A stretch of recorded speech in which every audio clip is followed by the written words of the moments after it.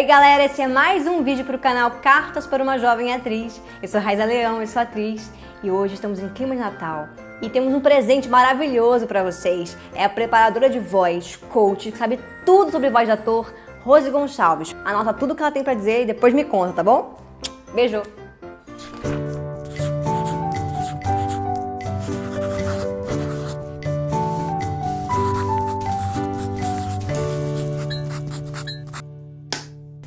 Rose, primeiramente, muito obrigado por ter aceitado o convite. Imagina, o prazer é só nosso, né? De primeiro o carinho de ser convidado e depois falar uma coisa que a gente faz todos os dias, manhã, tarde, de noite. Falar de arte é muito fácil, né? E o objetivo sendo esse, tá maravilhoso. Obrigada a você pelo convite. Rose, para começar, eu gostaria que você falasse um pouco da sua carreira, como é que você começou, qual a sua formação. Eu comecei há bastante tempo atrás, né? Eu tenho de formada 41 anos. Hoje eu sou fonoaudióloga.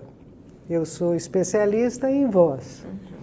E também sou mestre em ciência da motricidade humana. O ser humano em movimento é a minha praia. E agora, se ele estiver em movimento, falando, então aí eu me apaixono, não é? É a minha área. E quando eu entrei na faculdade, eu entrei para fazer terapia da palavra, logopedia, os nomes eram outros, né? E eu me formei fonoaudióloga.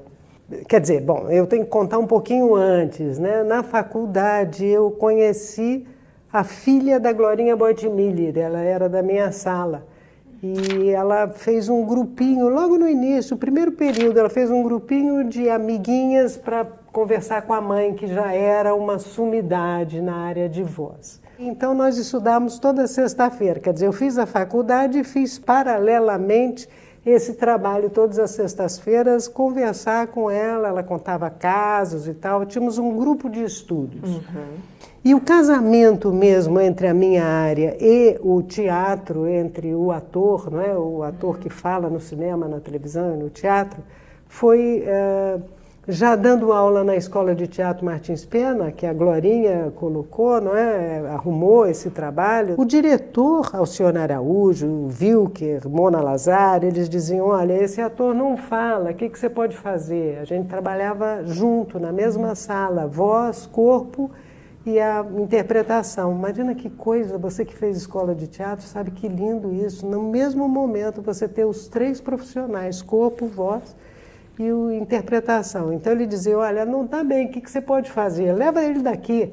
Eu tirava um ator da sala, ia para o lado de fora da sala e dizia, meu Deus, me ajuda, né? Porque eu só tinha formação, né? Tinha alguns casos, né, da Glorinha, mas aí eu ficava lá, e aí voltávamos para a sala, para o ensaio, e ele dizia, nossa, um milagre se fez. O ator sabia falar e sabia como dizer exatamente. Então, assim, eu fui me apaixonando por isso e vendo a importância, porque é muito bonito você dormir e dizer, puxa, hoje eu fui útil, né? Resolvi alguns problemas. Dentro deste mundo, deste universo, você sabe que tem... eu me preocupo com a saúde vocal também, mas também gosto de trabalhar muito de uma forma preventiva, né? O ator que se prepara para atuar uma peça de teatro, se prepara para ser um personagem, porque a voz é bastante... eu curto muito dizer que a voz é a resposta de atitudes corporais. Então, quando alguém diz que voz eu uso para este personagem, eu até arrepio, isso não existe, né? Mas que atitude eu devo ter para ter uma consequência sonora bacana, né? Então a voz é uma resposta. A gente realmente tem que entender a importância da voz, né? O ator tem que realmente saber um pouco sobre isso. Eu acho que o ator seria a parte mais importante para um ator. Não estou sendo humilde não, né? Porque eu já vi atores com perna quebrada, com braço quebrado, fazerem sua peça de teatro. Sem voz não tem que devolver dinheiro, as pessoas vão embora para casa. Rose, vamos falar um pouquinho agora das diferenças das vozes. Existe uma voz para cada frente, tipo, para o teatro é uma voz, para a televisão é outra, para o cinema é outra. Existe essa diferença? Eu acho que a diferença de tom, não, né? Que é o que eu mais gosto, assim, a diferença de tom. Porque às vezes as pessoas acham que é só alto e baixo, volume, né? E não é bem isso, é o tom. O tom pode estar errado no teatro, no cinema e na televisão. Eu acho bacana quando você percebe que é gente falando com gente. Então é um tom de ser humano, né? Um tom aqui, agora, na terra, porque às vezes as pessoas, oi, como vai você? Só porque está no teatro. O tom está completamente errado. Ou então tão embrulhados na televisão, no mexe e tal, que fica uma coisa que você percebe que não está no tom ideal.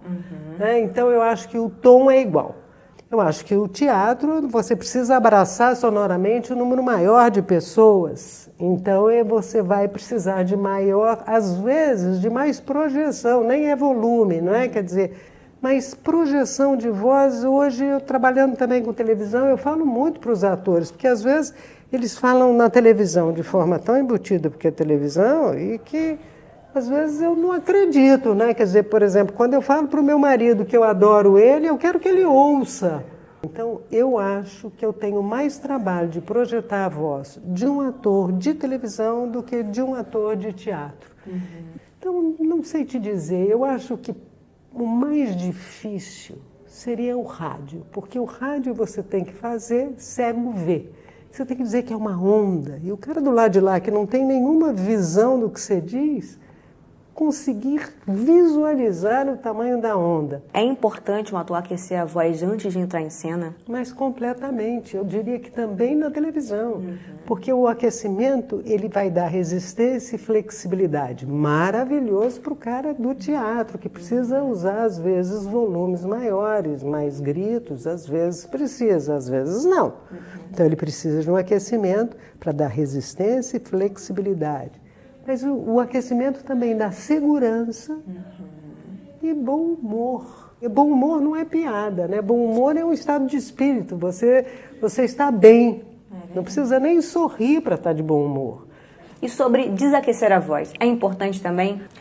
Numa peça de teatro, em cena, numa novela, em cantor também, quem sabe. Desaquecer a voz para depois ir para casa, tranquilo, é importante? São casos também diferentes. Por exemplo, o ator de teatro, aquele ator que fala muito, ele deve desaquecer a voz, exatamente como um jogador de futebol. Ele acabou de jogar futebol, está com a musculatura, claro que se ele esperar quietinho num canto, vai desaquecer da mesma forma.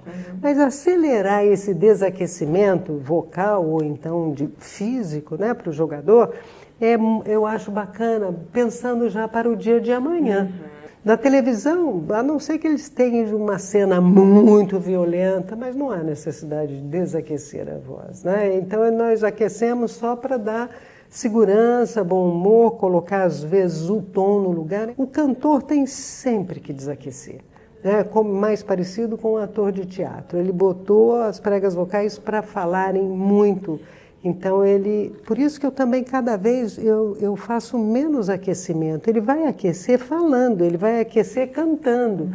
Então, é um início só para botar para funcionar. Tá gostando da entrevista? Se você tá gostando, deixa aquele like maravilhoso, se inscreva no canal, ativa o sininho e acompanhe a gente nas redes sociais. No Instagram é @canal Cartas e no Facebook é Cartas para uma Jovem Atriz. A gente faz isso aqui especialmente para vocês, tá bom? Beijão! Eu poderia voltar agora mais especificamente sobre exercício, falar um pouco sobre o Sifu-Shipá e sobre o núcleo sonoro. Tá, vou falar. Então, o Sifu-Shipá é também um exercício que quem criou foi a Glorinha Boitmiller, ele é muito conhecido e é bacana porque às vezes as pessoas até fazem, reproduzem, mas não sabem qual é o objetivo. Você sabe que voz são vogais, pã não é voz, pá é voz. Então, se eu fizer um elevador de notas, colocar da vogal mais aguda para a vogal mais grave, nós temos o I no topo, o A no meio e o U embaixo. Aqui nós temos EE e aqui nós temos O. Então, o Sifu-Shipá, olha que lindo, ele faz S, F, Sh, Pá. Então, a laringe, nesse momento, ela sobe S, F, Sh, Pá. Olha só que espetáculo, isso é uma massagem na laringe. Então, é um exercício fenomenal. Ele serve preventivamente e serve também para curar uma voz enrouquecida. E nós temos uma companheira que pegou o Sifu-Shipá e fez como seu trabalho final de doutorado. Acho que foram 95 atores, não no mesmo dia, mas 95 atores com probleminha de voz foram testados, quer dizer, fizeram uma videolaringoscopia, viram as pregas vocais, se submeteram a 1 minuto de Sifu-Shipá o otorrino examinou e havia uma melhora visual. Olha só. Então ele é comprovado, ele é cientificamente comprovado. Mas o núcleo sonoro? O núcleo sonoro é uma coisa também que vem modificar. Você sabe que havia uma explicação para os atores que na última fila de um teatro estaria sempre sentada uma velhinha surda. Então os atores de teatro precisavam falar para que aquela última fila da velhinha surda essa senhora pudesse ouvir. Então os atores gritavam, olha só, gritavam fora do tom e vão perder a voz, além de matarem os primeiros aqui da fila, né, porque fica alto demais. Mas então, com esta história do núcleo sonoro, uma criação da metodologia espaço-direcional também, se retirarmos diagonais de todos os cantos da sala, lá onde tem teto-parede, chão-parede, todos os cantinhos da sala, essas diagonais se cruzarão. Será o centro do espaço, do final do palco até o final da plateia. Este lugar é chamado de núcleo sonoro. Então, o ator vai lançar a voz no núcleo sonoro e, através de ondas físicas, o ar se propaga, todos ouvirão com o mesmo volume. Como se fosse um laguinho redondo de água em que eu jogasse uma pedrinha no centro e acontecessem aquelas ondinhas. O que acontece trabalhando muito é que eu fui vendo em vozes como a minha, no desejo de espaços com teto muito alto, né, o centro do espaço ficando muito longe da terra, o desejo de colocar neste centro do espaço fazia com que minha voz ficasse um pouquinho mais aguda e mais nasal. Então, sentimos que não era um centro, mas uma região. Fazendo a preparação vocal desse espetáculo, normalmente eu sento neste centro, na cadeirinha que está no centro do espaço, e ali o ator tem que conversar comigo. Rose, para finalizar, que conselho você daria para um jovem artista que está começando, uma pessoa que está lá no interior e quer ir para o Rio de Janeiro? Que conselho você poderia dar para esse jovem artista? Eu já ouvi tanto ator dizendo, desiste, é uma profissão muito difícil. Eu não sei, eu sou tão fã de vocês, atores, que eu digo, olha, fico até arrepiada. Eu acho que investe, é uma carreira linda, as pessoas são tão puras, acontecem coisas incríveis. É aprender a ser gente, ser ator, é ser um ser humano melhor. Acho que é uma profissão incrível. Sabe aquela história, não deu para nada, vai ser ator? Isso não existe nem de longe. É uma praia de pessoas inteligentes, dedicadíssimas. Que vocês, atores, nem sabem como é linda a profissão de vocês, como é séria, como precisa de dedicação, como é difícil.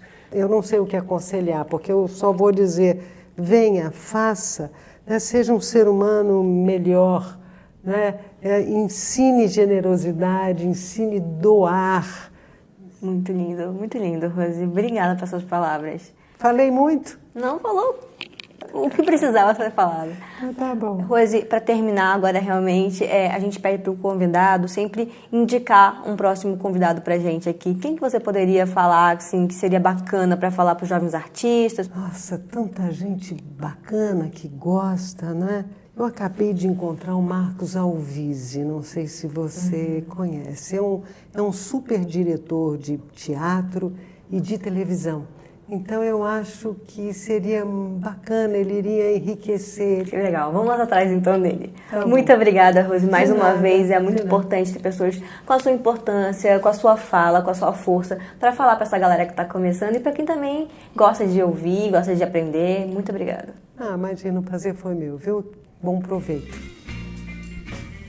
Rose, várias pessoas passaram por você, vários atores. Existe alguma história, alguma lembrança, alguém que te impressionou, algum ator, uma atriz? Você tem alguma memória para contar pra gente? Não, isso vai dar ciúmes, né?